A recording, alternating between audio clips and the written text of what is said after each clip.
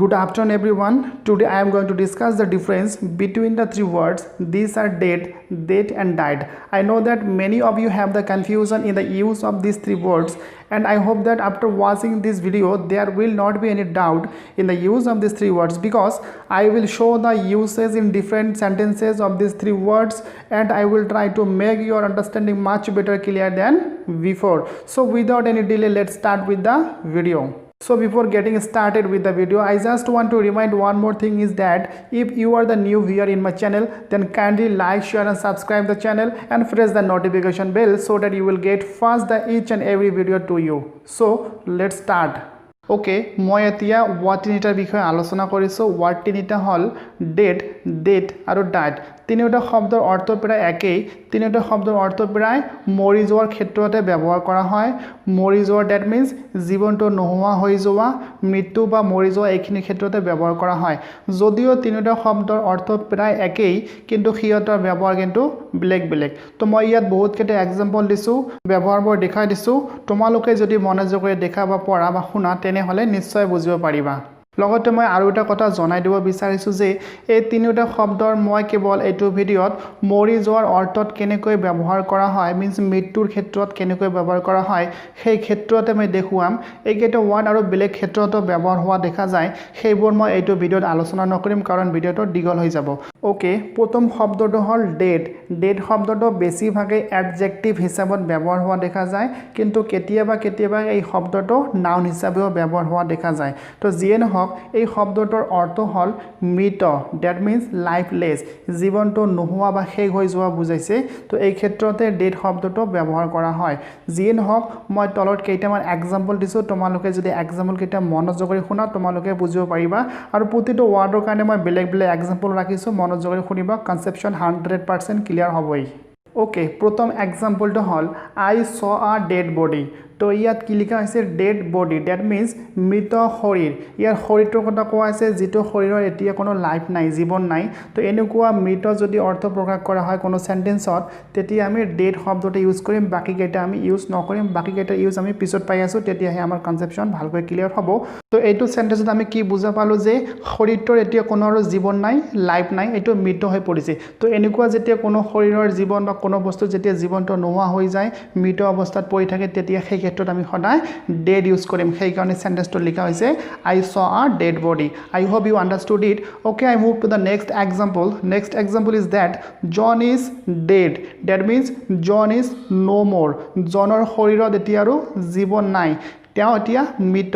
তো এই ক্ষেত্ৰত সেইকাৰণে আমি ডেড ইউজ কৰিছোঁ। ডেড মিন্স নো মোৰ।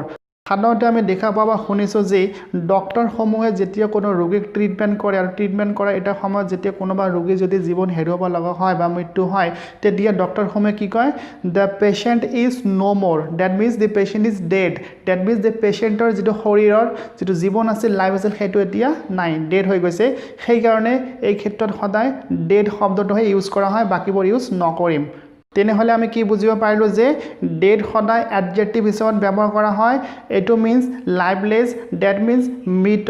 শৰীৰৰ পৰা যেতিয়া জীৱনটো ওলাই যায়, শৰীৰটো যেতিয়া ডেড হৈ পৰে, তেতিয়া সেই ক্ষেত্ৰতে আমি সদায় ডেড শব্দটো ইউজ কৰিম। ডেড বডি বা শৰীৰত জান নথকা বা জীৱন নথকাৰ ক্ষেত্ৰতে ডেড শব্দটো ইউজ কৰা হয়। এতিয়া মই ডেট লৈ আগুৱাই গৈছোঁ, ভালদৰে শুনি ল'বা। ডেট শব্দটো সদায় নাউন হিচাপত ব্যৱহাৰ কৰা হয়, আৰু শব্দটোৰ অসমীয়া অৰ্থ হৈছে মৃত্যু।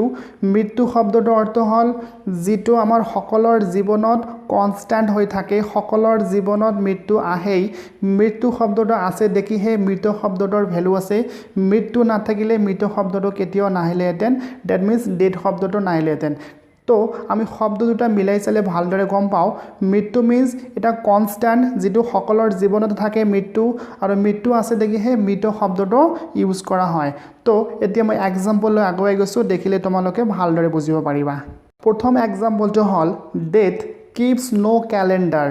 ডেথ কিপছ ন' কেলেণ্ডাৰ মিন্স মৃত্যু কোনো ধৰণৰ দিন পঞ্জিকা বা তাৰিখ মেইনটেইন নকৰে যিকোনো সময়ত সকলোৰে জীৱনত মৃত্যু আহিব পাৰে তো মৃত্যু যেটো কনষ্টেন্ট হয় তো এই ক্ষেত্ৰত কিন্তু আমি ডেট লিখিব নোৱাৰিম যে ডেট কিপছ ন' কেলেণ্ডাৰ মৃত্যু কেতিয়াও কেলেণ্ডাৰ ইউজ নকৰে এনেকুৱা নহয় মৃত্যু কেতিয়া কেলেণ্ডাৰ ইউজ নকৰে বুলি কোৱা হ'ব সেইকাৰণে আমি ইয়াত ডেট ইউজ নকৰিম ইয়াত ডেট ইউজ কৰিম কাৰণ ইয়াত মৃত্যুৰ কথা কোৱা আছে মৃতৰ কথা কোৱা হোৱা নাই I hope you understood it I move to the next example. Death comes to everyone. Death comes to everyone means মৃত্যু সকলৰ জীৱনলৈ আহে মৃত্যু সকলৰ জীৱনত থাকিবই তো ইয়াতো আমি আগৰ সেন্টেন্সৰ নিচিনাকৈ বুজিব পাৰিলো যে জীৱন আছে মানে মৃত্যু আছে মৃত্যুটো হল কনষ্টেন্ট যেটো সকলৰ জীৱনলৈ আহে কিন্তু আমি এনেকৈ নকম যে মৃত সকলৰ জীৱনলৈ আহে আমি এনেকৈ কম মৃত্যু সকলৰ জীৱনলৈ আহে বা সকলৰ জীৱনত আছে সেইকাৰণে আমি ইংৰাজীত লিখিলে এনেকৈ লিখিম ডেথ comes to everyone কিন্তু আমি নিলিখিম এনেকৈ death comes to everyone I hope you understood one more example is that death of his friend made us sad that means তেখেতৰ বন্ধুৰ মৃত্যুৱে আমালোকক দুখিত কৰি তুলিছে কিন্তু আমি এই ক্ষেত্ৰত এনেকৈ নিলিখিম যে death of his friend made us sad that means তেখেতৰ বন্ধুৰ মৃত্যুৱে আমালোকক দুখিত কৰিছে এনেকৈ লিখা নহয় তেখেতৰ বন্ধুৰ মৃত্যুৱেই তো মৃত্যুৱেই শব্দটো আহিছে গতিকে আমি ডেথ ইউজ কৰিম মেইন কথাটো হল আন্ডাৰষ্টেণ্ডিং ভালদৰে বুজিব লাগিব কি সেন্সত বিষয়বস্তুটো কোৱা আছে বিষয়বস্তুটোৰ বিষয়ে আলোচনা কৰা আছে সেইটো বুজি লোৱাৰ পিছতহে আমি ডেট আৰু ডেট এই শব্দ দুটা সঠিককৈ ইউজ কৰিব পাৰিম তো মই আশা কৰিছো তোমালোকে শব্দ দুটাৰ ব্যৱহাৰ নিশ্চয় বুজিব পাৰিছা এতিয়া মই নেক্সট ওয়াৰ্ড লৈ আগুৱাই গৈছো যেটো লাষ্ট ওয়াৰ্ড হয় সেইটো হল ডাইড ডাইড শব্দটো তোমালোকে নিশ্চয় পাইছা ডাইড শব্দটো হল ডাই ভাৰ্বটোৰ পাষ্ট ফৰ্ম যেটো সদায় অ্যাকশন ওয়াৰ্ড হিচাপে ব্যৱহাৰ কৰা হয় আৰু এইটোৰ অৰ্থ হল মৰি যোৱা means মৃত্যু হৈ যোৱা that means ঢুকুৱা এইটো শব্দৰ কাৰণে আমি আৰু এটা ইংৰাজী শব্দ ইউজ কৰিব পাৰি যেটো হল passed away তো যিয়ে নহওক মই এক্সাম্পল লৈ আগুৱাই গৈছো তোমালোকে দেখিলে নিশ্চয় গম পাবা কেনেকৈ ডাইড শব্দটোৱে সেন্টেন্সত ব্যৱহাৰ কৰা হয় আৰু কেনেকৈ ভাৰ্ব হিচাপে ব্যৱহাৰ কৰা হয় তো প্ৰথম এক্সাম্পলটো হল he died in 1990 that means তেখেত 1990 চনত মৰিছিল বা ঢুকাইছিল আমি এই সেন্টেন্সটো এনেকৈও লিখিব পাৰো he died or passed away in 1990 কিন্তু আমি ইয়াত ডেট বা ডেট শব্দটো ইউজ কৰিব নোৱাৰিম যদি আমি লিখো এনেকৈ he died in 1990 or he died in 1990 then it will be wrong because date আৰু date কেতিয়াও ভাৰ্ব হিচাপে ব্যৱহাৰ কৰা নহয় আৰু সেন্টেন্সৰ কন্ডিশন হিচাপত আমি ইয়াত date আৰু date ব্যৱহাৰ কৰিব নোৱাৰিম ইয়াত অকল died শব্দটোহে ইউজ কৰিব পাৰিম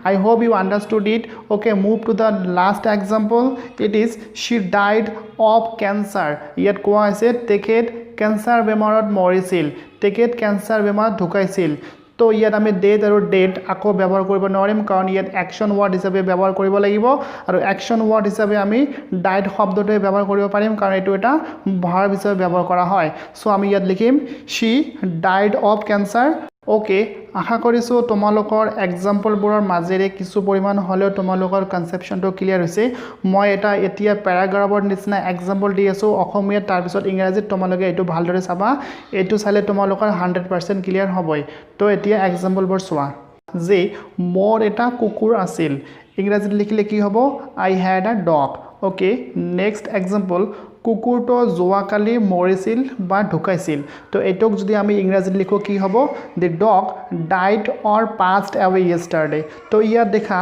ইয়াত এটা কাৰ্য হোৱা বুজাইছে কি কাৰ্য মৰি যোৱাৰ কাৰ্যটো হোৱা বুজাইছে তো মৰি যোৱাৰ কাৰ্য মিন্স অ্যাকশন হৈছে সেই কাৰণে আমি এটা অ্যাকশন ওয়াৰ্ড ইউজ কৰিম যেটো আমালোকৰ বাবে কি আছিল died তো আমি কি লিখিম ইয়াত the dog died or passed away yesterday next example কুকুৰটোৰ মৃত শৰীৰটো আতৰোৱা হৈছিল that means কুকুৰটোৰ যেটো ডেড বডি আছিল হেটো আতৰোৱা হৈছিল স্থানান্তৰিত কৰা হৈছিল তো ইংৰাজীত লিখলে এনেকুৱা হ'ব the dead body of the dog dead body আমি কিন্তু ইয়াত ডেথ নিলিখিম ইয়াত ডেড বডি কাৰণ মৃত শৰীৰৰ কাৰণে আমাৰ ডেড শব্দটো আছে বাকিবোৰ ইউজ নকৰিম তো ইয়াত কি লিখিম আমি the dead body of the dog was removed I hope you understood last example কুকুৰটোৰ মৃত্যুৱে আমালোকক দুখিত কৰিছিল তো এইটো সেন্টেন্সৰ যেটো কনসেপশন আছে কনসেপশনটো চালে আমি গম পাম যে ইয়াত মৃত্যুৰ কথা কোৱা আছে আৰু মৃত্যু সকলৰ জীৱনৰ বাবে কনস্ট্যান্ট হয় আৰু মৃত্যু শব্দটোৰ কাৰণে এটা ওয়াৰ্ড আছে যেটো হল ডেড আমি ইয়াত ডেড আৰু ডাইড শব্দ ইউজ কৰিব নোৱাৰিম